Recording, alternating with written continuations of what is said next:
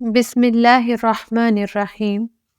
سیدنا عبداللہ بن عمر رضی اللہ عنہما سے روایت ہے کہ رسول اللہ صلی اللہ علیہ وآلہ وسلم ایک قبر کے پاس سے گزرے اور فرمایا، اس میت کو اس کے گھر والوں کے رونے کی وجہ سے اب عذاب ہو رہا ہے۔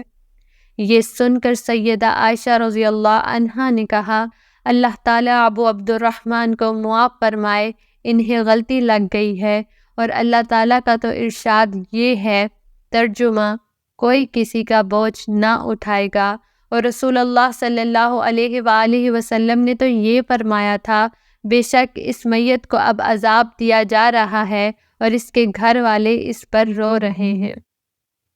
سیدنا عبداللہ بن عمر رضی اللہ عنہ بیان کرتے ہیں کہ سیدنا عمر رضی اللہ عنہ نے کہا، کسی طبیب کو بلاؤ، وہ میرے زخم کا معائنہ کرے۔ چنانچہ ایک عربی طبیب کو بلوایا گیا، اس نے سیدنا عمر رضی اللہ عنہ کو نبیذ پلایا۔ جب وہ ناک کے نیچے والے زخم سے خون آمیز نبیذ کی صورت میں خارج ہو گیا تو نبیذ خون کے مشابہ ہو گیا۔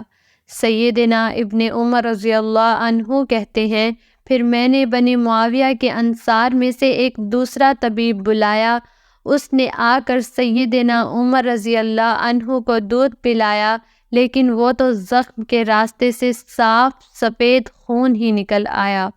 طبیب نے کہا، امیر المؤمنین، وصیت کر لو، آپ فوت ہونے والے ہیں۔ یہ سن کر سیدنا عمر رضی اللہ عنہ نے کہا، بنو معاویہ کا یہ بھائی سچ کہہ رہا ہے، اگر تم کوئی اور بات کرتے تو میں اس کو غلط سمجھتا۔ یہ بات سن کر لوگ رو پڑے، جس پر سیدنا عمر رضی اللہ عنہ نے کہا، ہمارے اوپر نہ رو، جو رونا چاہتا ہے وہ باہر چلا جائے۔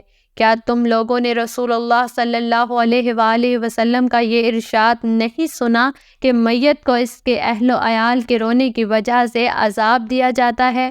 یہی وجہ ہے کہ سیدنا عبداللہ رضی اللہ عنہ میت کے پاس رونے نہیں دیتے تھے، رونے والی ان کی اولاد ہو یا کوئی اور۔